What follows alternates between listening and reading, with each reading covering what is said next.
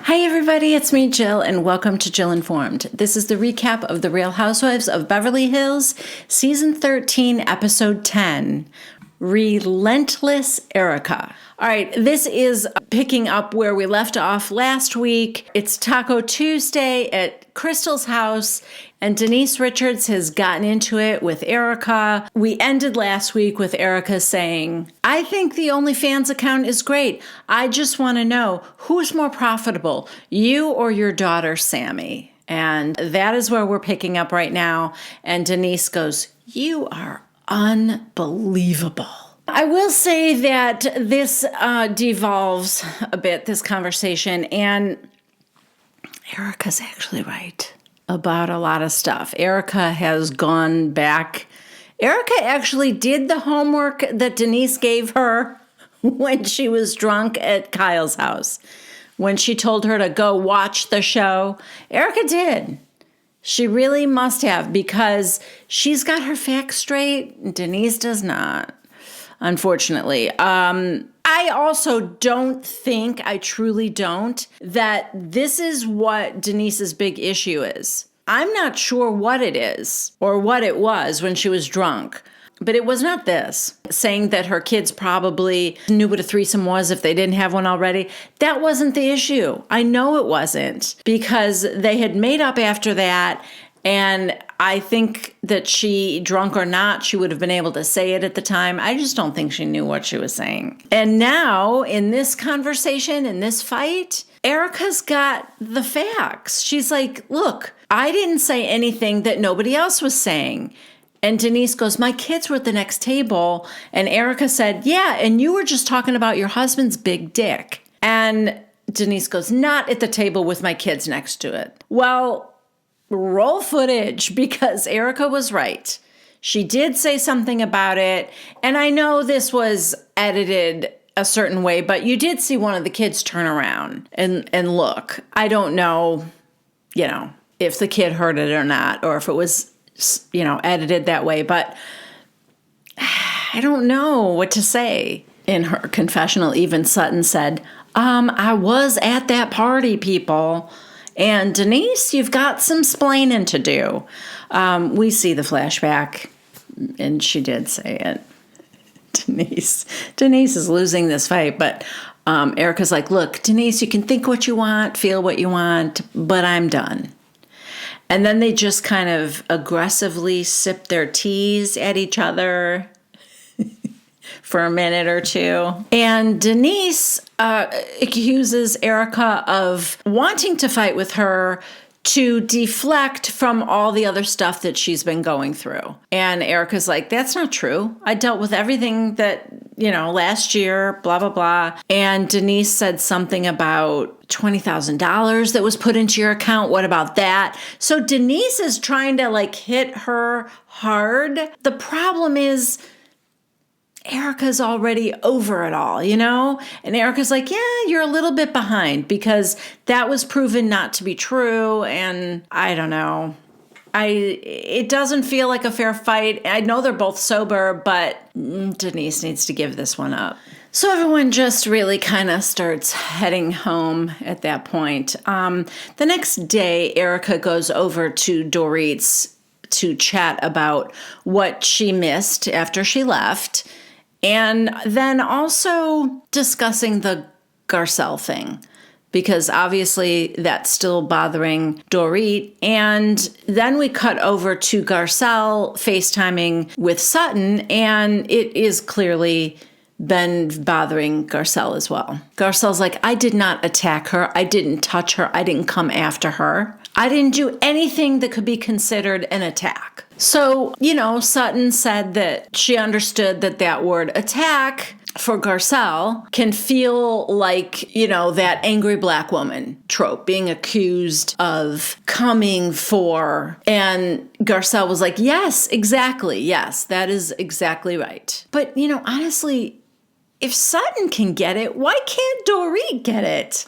Dorit tells Erika that she just feels like, she needs to have a few days to process it. But Erika does tell her, you're going to have to talk to her. And I think Dorit knows that she does. Okay, so next we have another visit from Alessandra. Yes, she is coming to give Dorit her report card for the date that she had with Sal. Poor Sal. Oh, God. Alyssa's like, oh, my God. Sal had really good feedback for you. Great. But what about Sutton's feedback for Sal? Okay, but all in all, Sutton is ready to go on to the next guy. And she has another guy for her. I think his name is Steve. Oh, but it's not Vicky Steve. It's not. Okay, the next scene is at Kyle's house, and Kim comes over, and this is just, I don't know the purpose of this scene other than that Kim really wants Kyle and Kathy to make up. And Kyle was wearing this gold and diamond hummingbird necklace. Now, I love hummingbirds, and my husband and I have a hummingbird feeder in the backyard, and we've had some success with having, a lot of them come in the past couple summers. And so I love hummingbirds. This necklace, hideous. I don't care how much it cost. It's about 12 sizes too big. Wouldn't it have been adorable? Instead of this giant gold and diamond thing, if it was just a delicate little gold, maybe a little ruby eye, maybe just a tiny, tiny, precious little delicate thing on a chain. So cute. Same symbolism. Kyle talks about the meaning of the hummingbird and after her mom died and after she got in the big fight with Kim. I think it was season 1. I don't know, when they were fighting about Kim said, you stole my house from me. And, that whole thing in the limo, remember, with Adrienne Maloof. Anyway, the next day when Kyle woke up, there was a hummingbird on the floor in her kitchen. And she just picked it up and she thought it was a symbol from her mother because she fought so terribly with her sister or something. I don't know. Anyway, the hideous necklace, she gives it to Kim and Kim's like, no. I mean, no. No, she didn't say it like that. She's like, why? And Kyle said, because I want to. I was thinking I should get one for Kim and Kathy too. So she, forces Kim to put it on. Actually, she puts it on her for her. Okay, I'm sorry I'm being so mean about this, but also, can I just say, what is up with the chain? Why does it look discolored at the bottom there? The clasp part right at the end of the chain is did the gold rub off? What is happening? Isn't that weird? It's not just me, right? Because I assume it's insanely expensive. I don't know. Anyway, moving on. So I guess Kim's daughter Whitney is getting married, and that's what's kind of prompting this whole, she really wants her and Kathy to make up. And yeah, I mean, I don't know. I think they're both being a little bit stubborn about it. I think they're both open to it, but both of them had said to Kim, well, what does the other one think? So neither of them really kind of wants to make the first move, but Kim's like, that's what the problem is here. Somebody's got to take the step to make this happen. So I don't know. I don't know what's going to happen with that. Obviously, they're sisters. You want them to make up, Yeah, guys, honestly, this whole episode feels a little filler to me.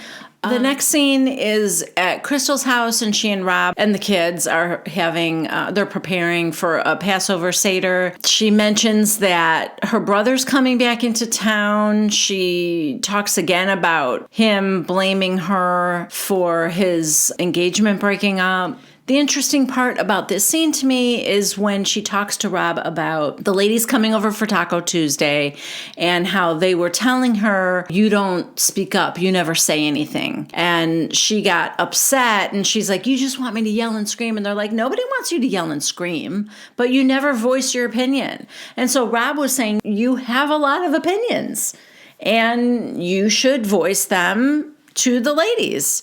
So she's like, yeah. And she said, I have to tell you, the other thing that's happening with me is they're all getting so skinny. Now, she doesn't say Ozempic, but we know she's thinking Ozempic, and that's what she means. Obviously, that's what's going on with, well, I don't want to say obviously. Okay.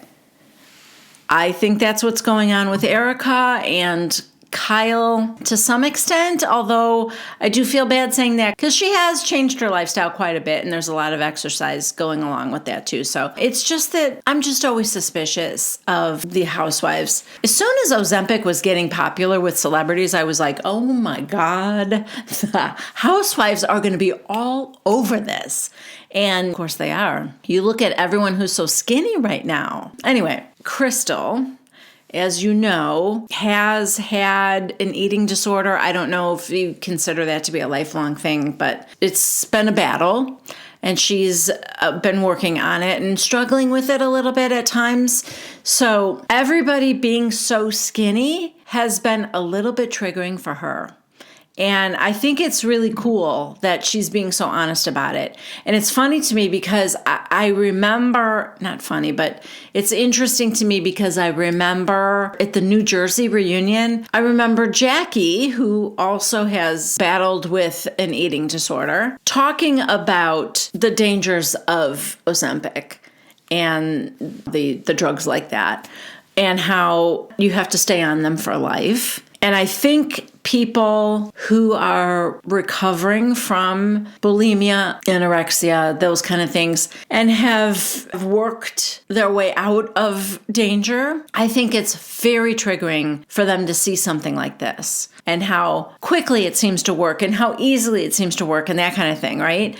So it's just an interesting perspective to me to hear about Ozempic and drugs like it from the perspective of somebody who's been battling with eating in a healthy way. Anyway, she thinks that part of what's going on and why she's been so quiet this year is like she's comparing herself, she's comparing her body, she's struggling with something quietly. Until now, until she just mentioned it now to Rob. But I feel oddly kind of proud of her for bringing it up. I know that sounds weird, but like, I don't know. I think it's brave. Okay, now it is time for Sutton's date with Steve. He's attractive. He's normal. I don't think he mentioned his mother once or how much he sweats. Yeah, this date is going well. They both like karaoke. They both play tennis. They both like true crime podcasts. He's like, so can I ask you a question? She's like, yeah. So what do you look for in a potential partner? Like stuff like that. Like he's kind of normal. So it went so well that he's like, I would like to see you again if we could do that. This went so fast and we're talking. And she goes, oh, yeah, I'm a talker. And he goes, and I'm a listener. And Sutton's like, okay, that's perfect. So he got her number and there's a date number 2 in the books, I think, guys. Not bad. Okay, this episode ends with Dorit and Garcelle having lunch. It starts off very, very awkward. Not gonna lie. I don't know if Dorit is nervous or what, but she's like, should we order first? And so they're just like staring at their menus and it's weird. Dorit said that she wants to kind of leave the floor to Garcelle because in the past, Garcelle has said that she doesn't feel like Dorit hears her and she wants to make sure that she feels like she does. And Garcelle said, okay, thank you. I appreciate that. And yeah, I would like to go first. So Garcelle tells her that when she said that she attacked her, that word just was very triggering to her. And she said that when you say that to me, it has a completely different impact. She tells her there are 3 words you don't say to Black women. You don't say aggressive, you don't say attack, and you don't say angry, because that's labeling us. I feel like that I mean, I feel like Dorit knows that already. I mean, obviously not at the time she said it, but Erika did tell her right then and there. The words you use, they don't hit the same for Black women that they do for white. And she said, I'm not here to educate you. That's not my job, and I don't think I have the bandwidth to do it. But you need to understand who you're talking to when you're talking to them. And again, I don't understand Dorit. Instead of saying, okay, got it, and thank you, and I'm sorry, I'll do better, she said, you have heard us in this group use that word many times. We've all said it to each other. And we get a flashback of all of the ladies saying when they felt attacked. Garcelle said, towards me? You heard somebody say that, towards me? And she goes, well, I don't know, because it was innocent, and that's my point. It was the other night, it was just totally innocent. She's frustrating me because, yeah, we all know your point. It isn't about your intent. It's about your, I don't even know how to say it, your lack of desire to want to accept that it's different for a Black woman. Yeah, you've all said it 100,000 times to each other. You're all dramatic. All the housewives are dramatic. And to say you're attacked doesn't necessarily mean a physical attack. It can mean a verbal attack or whatever. But it hits different when you say it to a Black woman, particularly when you are a white woman saying it to a Black woman. And I don't even think maybe as white women, those of us who are white, that we will even ever really understand, not really ever understand how that feels, but that's okay. We don't have to understand it. We just have to believe, listen when our Black friends are telling us, that hurts. That's not okay to say to me. That's all you need to know. And I don't understand why it has to go any further than that. Why Dorit needs to be absolved of it because I didn't mean any harm. Great, you didn't mean any harm, but it still hurt. Somebody could have a car accident. Doesn't mean the person in the car wasn't injured, even though you didn't mean to crash into a wall. I'm frustrated. I'm not being very articulate right now, but I'm a little bit frustrated. And then Dorit goes, listen, I mean, if it offended you in any way, if it offended you in any way, you know it did. And I'm so glad that Garcelle answered that by saying, oh, it did. That's why we're here. But that it's so boilerplate. That's like thoughts and prayers. If I offended you, then I'm sorry. No, you offended her.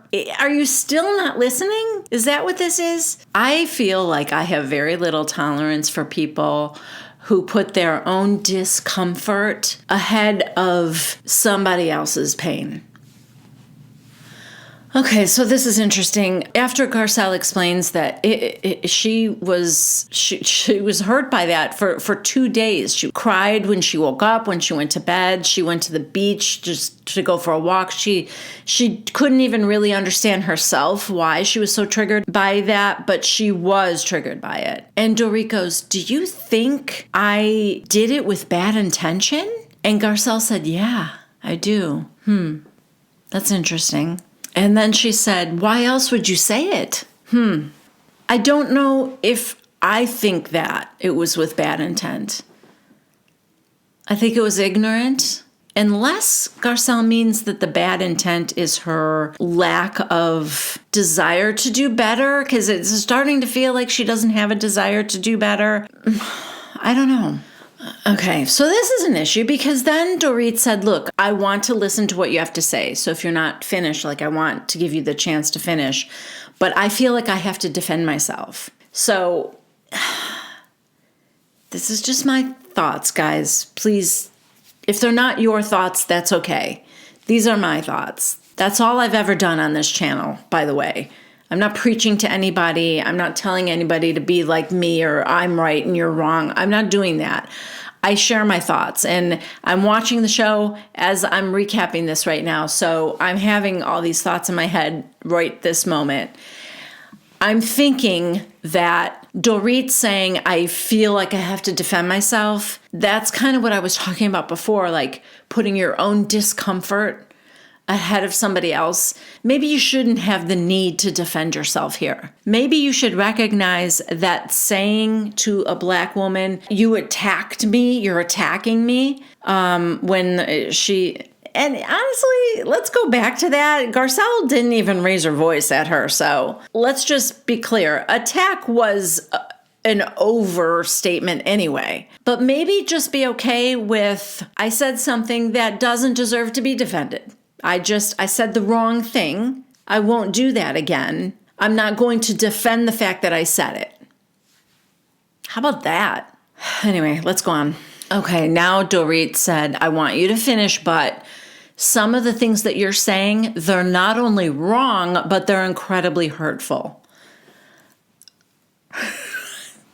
So we want Garcelle to now understand your hurt when you won't even understand hers or try to. And I'm not sure you can say that anything that Garcelle has said was wrong when she's talking about her feelings, unless I missed something else that she said. But I'm curious to hear what Dorit thinks Garcelle said wrong. Yeah, so in her confessional, Garcelle said, this is why Dorit gets under my skin. She says she wants to hear. She says she's here to listen. Yet when I say something, she gets defensive. You know, Dorit, you don't have to like what Garcelle is saying. I wouldn't like it either. But it's not wrong for her to say it just because you don't like hearing it. Ooh, okay. Well, Garcelle just said, listen, I'm going to be completely blunt. I don't know. There's a pattern with you. I don't know if you're aware of it or not, but it feels like an unconscious Karen behavior. Look, I am 100% sure that I commit these microaggressions all the time myself. I am a 62-year-old white woman who is really just trying to be better. I'm trying to listen more. I'm trying to understand. And I'm also trying to realize when I can't understand, because I will never have the experience somebody else has, or even be able to imagine the experience somebody else has. You know, whenever change happens, it's uncomfortable, particularly for the people that had it better. But it feels just to me. All right, let's go on. So in Dorit's confessional, she said, this is a very dangerous accusation, and it feels very hurtful. And yeah, I understand that. I can imagine that. Yeah, she threw out Karen, and, you know, obviously that's connotations of racism. So I understand that. I don't think Garcelle was throwing things out carelessly. It didn't feel like that to me. Dorit responds with, how so? And Garcelle tells her about the time 2 years ago when they were talking about people of color. And Dorit talked about, because she has hired a lot of Black and Hispanic and Filipino people. And Garcelle said, but are the brown people only help at your house? Dorit was like, well, my mother's best friend is Black. Okay, but that's your mom, not you. So now Garcelle said, so has there been growth since the last time you talked about people of color working for you? So Dorit goes, why are you bringing this up? And Garcelle goes, because it feels to me like, and Dorit goes, it feels like I'm racist? And Garcelle's like, I'm not labeling. I'm not calling you anything. Well, this is fun. Now Dorit has to remind Garcelle that she's Jewish. You do know I'm Jewish, don't you, Garcelle? And Garcelle's like, what does that have to do with anything? And she goes, because you said I lived a privileged life. And Garcelle goes, don't you live a privileged life? And she's like, we all do. And she's like, yes. Garcelle agreed. Yes, they all live a privileged life. But she said, you're a child of the world. You grew up all over the world. You speak 4 languages. How do you not understand that it's different for me? And she goes, I do. But do you? Because if you did, I don't understand why you have to argue your point. Are you literally arguing that it's all right for you to say attacked?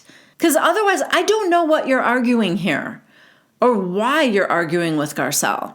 About what? I said this before and I could be wrong, but I do feel if right after she had said, "You're attacking me," and she could see that Garcelle's demeanor changed, she should have apologized immediately and just said, I take that back. You didn't attack me, but, and then, explain yourself in a different way. I truly believe if she would have done that, this would have been a non-issue. The two of them would have been laughing about something and moved on. Instead of Garcelle spending 3 days crying and upset about this. And she keeps making it worse every time by feeling the need to somehow give her point of view. Sometimes you just have to listen. I believe that it is everything she has said since then that is causing this to be as bad as it is right now. It is how she handled it after the fact, after she learned that Garcelle